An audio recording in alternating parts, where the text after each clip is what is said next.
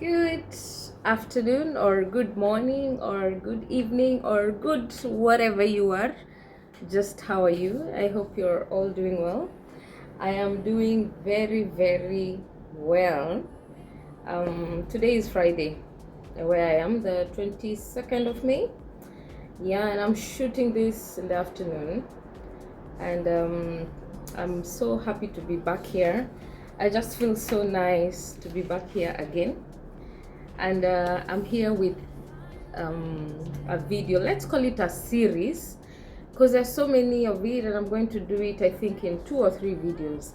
So on Sunday, on the 24th of May, is my birthday, and I have been alive in this world of Christ for the last 37 years, and decided to come down with 37 questions or 37 lessons I have learned in my 37 years. So I might not talk about them all in one video, so that's why I'm saying it's going to be like a series, maybe 1 or 2 videos.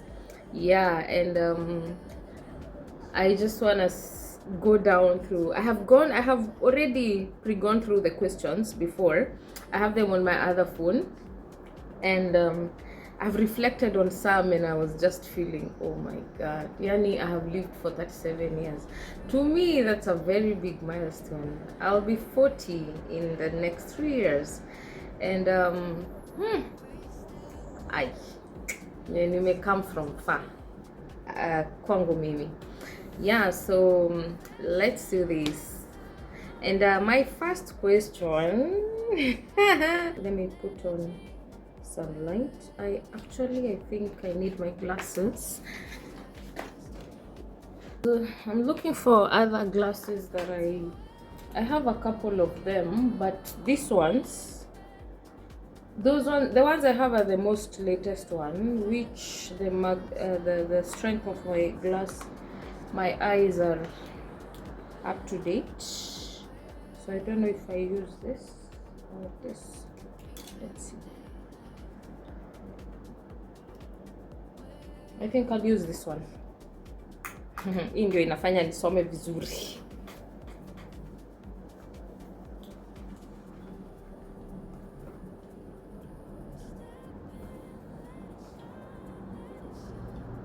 Okay, so let's do this. The first question is what is the biggest lesson that life has taught you so far?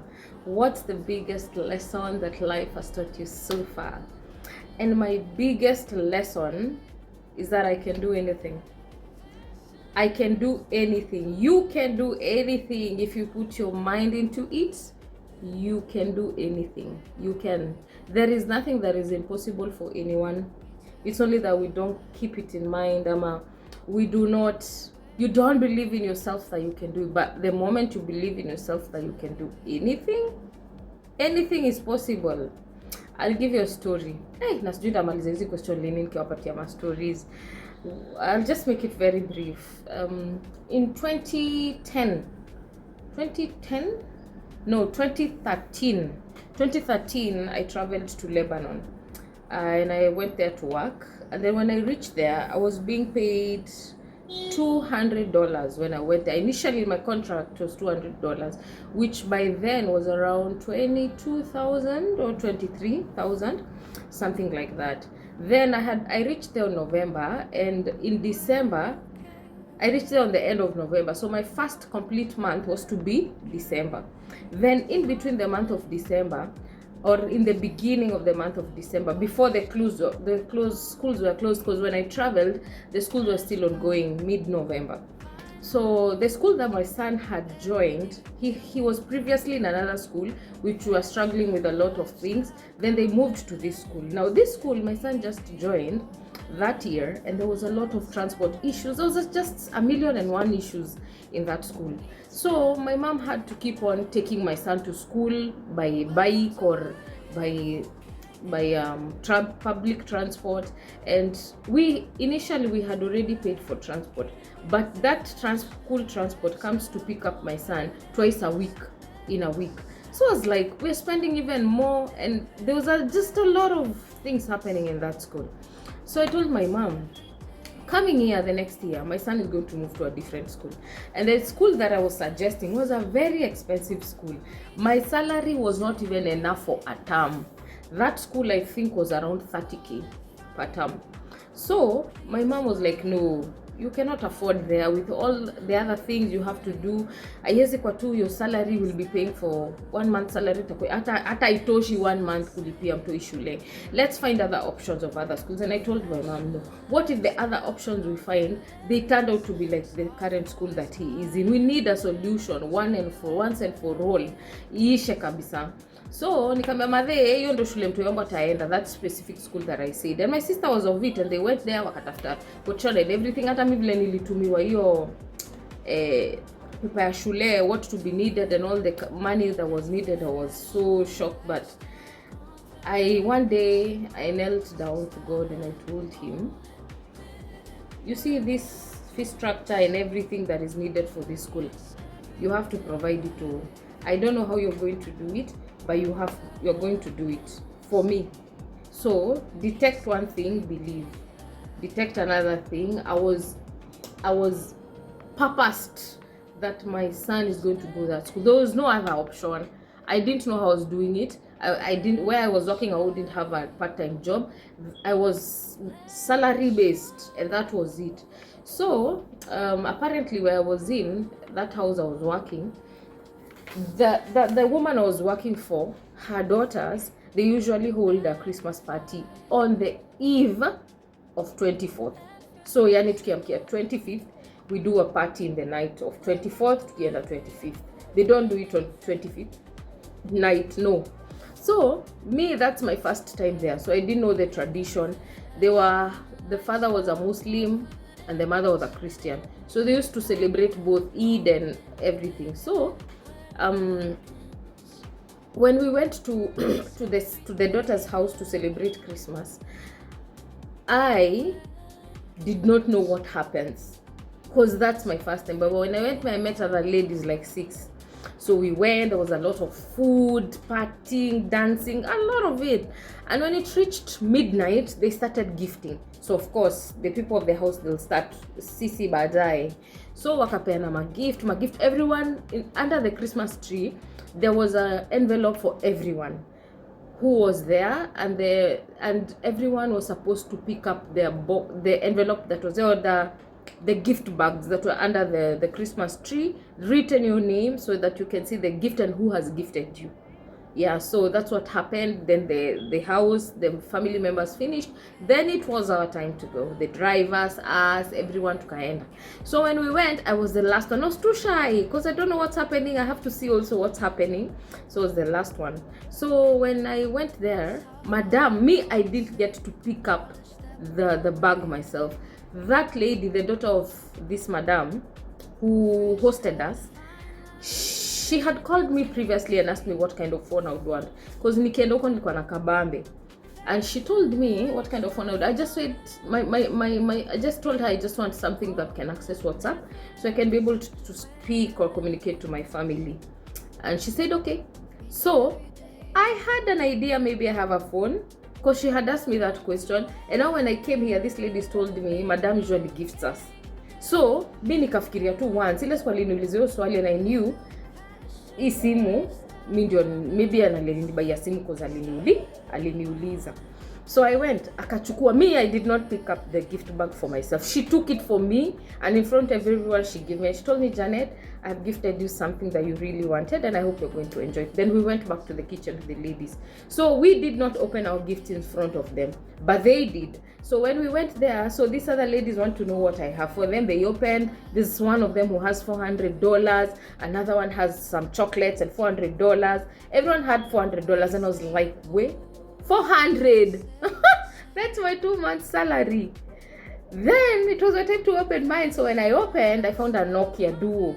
No, Samsung Duo, white one, new one. I opened the box. It was there wrapped, and it was written. I had a small envelope. When I opened the envelope, there was some money there. Guess how much? 550. Mi ndio nilipewa pesa mingi kushinda kila mtu. And then there was an envelope. Thank you, Janet, for being part of us. I hope you'll stay longer. See God. Believe that you can do it. Believe. Well, in this case, God was there for me and he made it for me. He made it happen for me.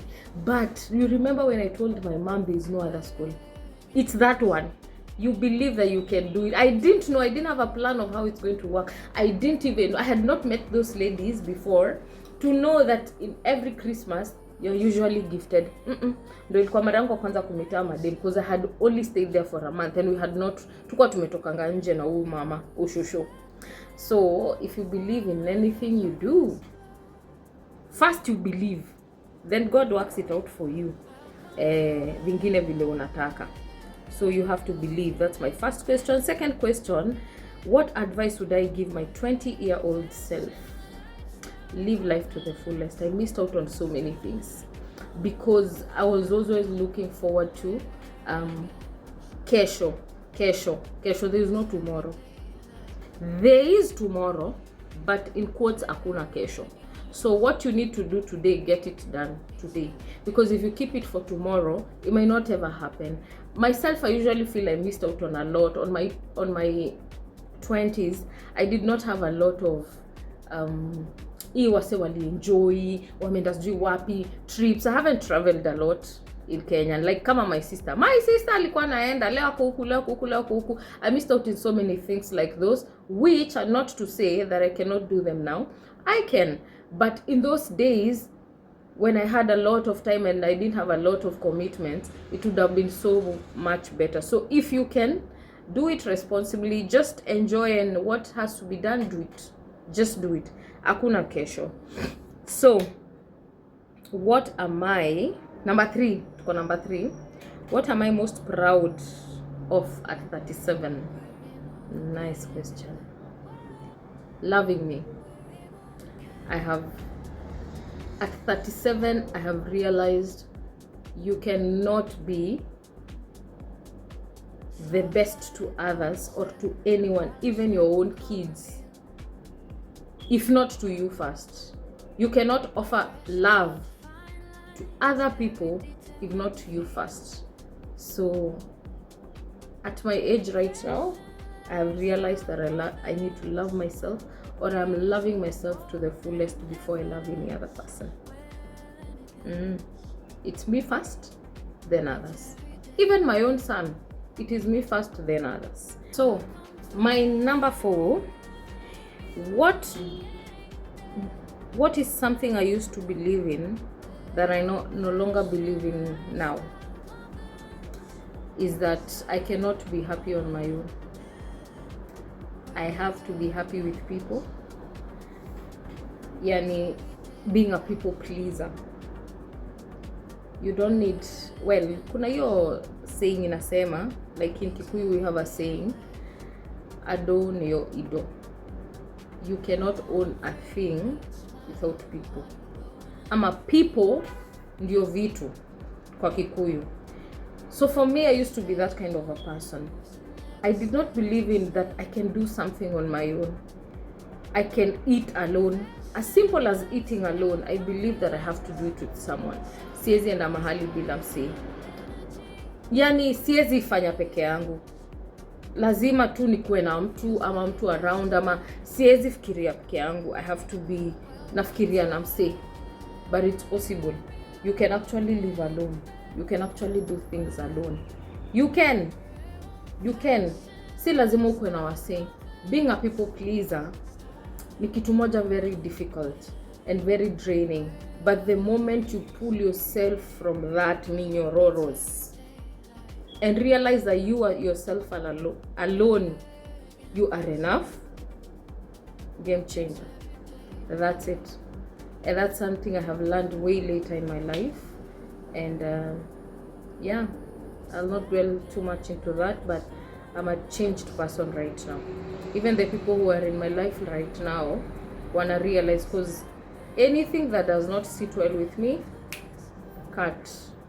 Even friendship, even the most serious and strong friendship I've had with people, if you're not it's not making sense to me, cut off. And I survive very well. Na bado nabaki tu nikiwa poa. So yeah.